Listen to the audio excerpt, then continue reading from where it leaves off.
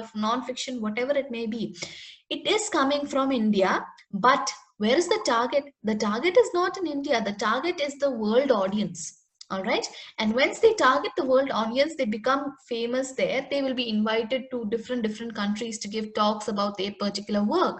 And that's why, they cannot remove their shoes. Why? Because when you travel, you have to wear your shoes. It is a metaphorical idea. But what is she saying? She's saying that even though the Indian writer is a guest here, they do not need to become very comfortable here. Why?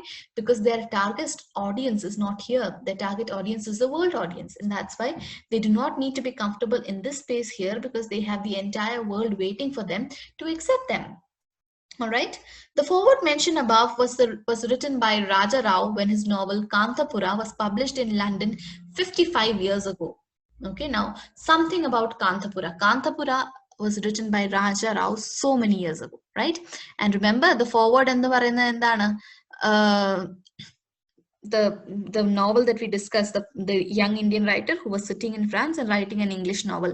So even though he wrote Kantapura, there is something very interesting about Kantapura. He used the English language, but the manner in which he wrote, അതായത് English ഭാഷയിലാണ് എഴുതിയെങ്കിലും അതിനൊരു കന്നഡയുടെ ചൊവയുണ്ടായിരുന്നു. All right, because he tried to make it quite regional by using the style of Kannada writing, but he was writing in English. All right, so that's a side point that I wanted to tell you. So this forward that is mentioned here was written by the writer Raja Rao when his novel Kantapura was published in London 55 years ago. Not only did he experiment with language in this novel, okay, so I told you that kind of language, even though he was writing in English, you will feel like you are reading Kannada. That is the manner in which he's used that language. All right. So even though he experimented with language, striving to make English take on the cadence of Kannada as spoken by women in the Kara district of Karnataka, but also with the narrative mode challenging the generic expectations of the novel as prevalent in the Western Europe in the 1930s. He used the form of a Sthala Purana, the legendary history of a village caught up in the Gandhian movement as told by an old woman, thus trying to integrate myth with history, realism with fabulation, linearity with a cyclic notion of time long before the postmodernism made such enterprises trendy. All right, so what he did when he wrote Kantapura, as I already told you, is that he experimented with the way in which language was used. So even though he was using the English language, the protagonist or the narrator of his novel was actually an old Kannada woman. All right. So the manner in which this novel is being narrated is how an old woman would narrate a Kannada story, sort of how your grandmother would sit there and talk to you about olden days. Style okay, so he's used the generic even though he's writing an English novel, he's not using the stylistic features of an English novel. He instead used Sthala Purana in the form of writing, which is very Indian. All right, Sthala Purana, the history of a place, how it is narrated in ancient India, form. All right, and what he did is that by doing this, he challenged the notion of the expectation that the West had about him. The West had an expectation that this novel will be in this manner, but he challenged that expectation. All right, so even though this novel is actually talking about Gandhi and his presence in India and how the independence struggle is all what is being mentioned here, but with that they are integrating myth with history. The mythum history mix. Now, I don't know if you are familiar, there were many myths about Gandhi. Some people used to think that he is God. Some people used to think that he has magical powers. So അങ്ങനെയൊക്കെ ഉള്ള രീതിയിൽ ഒരു mythum Gandhian realism എല്ലാം കൂടെ mix ചെയ്തിട്ടുള്ള രീതിയിലാണ് ഈ ഒരു നോവൽ എഴുതിയിരിക്കുന്നത്.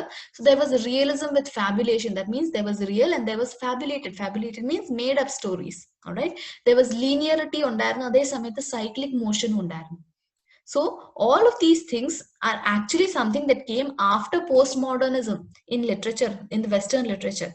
ഈ ഒരു നോൺ ലീനിയറിറ്റിയും ആ ഒരു മിക്സപ്പ് ഓഫ് സ്റ്റൈൽസും എല്ലാം വന്നത് ഇംഗ്ലീഷ് ലിറ്ററേച്ചറിൽ വന്നത് it is only after post modernism and deconstruction and everything, right? But Raja Rao in 1935, okay, in 1930s, he wrote a novel using this this particular technique. So look at how talented he must have been.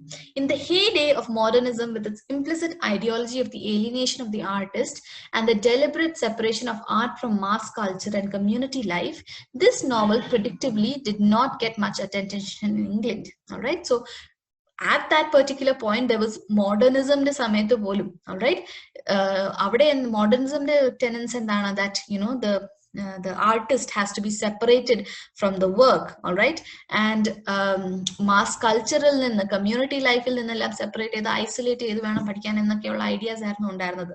അതുകൊണ്ടൊക്കെ തന്നെ this novel did not get much attention in England during that time. And then, as now, the Indian reception of the book, or the lack of it, invariably reflected the attitude out there. It is only decades later that the novel was resurrected and canonized in India. So just as it was not accepted well in Western countries because it was not following any of their norms, it was not accepted in India also. The reception that the book got in India, or the lack of it rather than, it means that it was not even given any importance at all in India. It shows how the attitudes were, all right, because for the Western people, this man is not using the norms of English. For the Indian people, he is not using our language. So it was rejected both ways. But it was only decades later that it was resurrected. It was canonized. Okay, it is now considered to be one of the most important texts in Indian literature. The foreword alerts us to Raja Rao's self-reflexivity in undertaking the project. Okay, so an excerpt from the foreword is given, and it shows the self-reflexivity of the author. The telling has not been easy. The telling means what? The storytelling. Okay, one has to convey in a language that is not one's own the spirit that is one's own. That is a very, very beautiful sentence. Okay, look at that. അതായത് സ്വന്തമല്ലാത്ത ഭാഷയിൽ what do you have to do? You have to convey something. Your message has to be conveyed, but when you are doing that message, when you are conveying that message, you have to use a language that is not your own, all right? But by that message, ആ ഒരു മെസ്സേജിലൂടെ എന്താണ് നമ്മുടെ സോളും നമ്മുടെ സ്പിരിറ്റും ആണ് പുറത്തേക്ക് വരുന്നത് as a writer. But you cannot use your own language. You're using a foreign language for that. Okay, so one has to convey in a language that is not one's own the spirit that is one's own. One has to convey the various shades and omissions of a certain thought, that movement that looks maltreated in an alien language. I use the word alien, yet English is not really an alien language to us. It is the language of our intellectual makeup, like Sanskrit or Persian was before, but not of our emotional makeup. Okay, so he's saying that it is very difficult. Everyone always says that sometimes there are some feelings that you cannot express in language.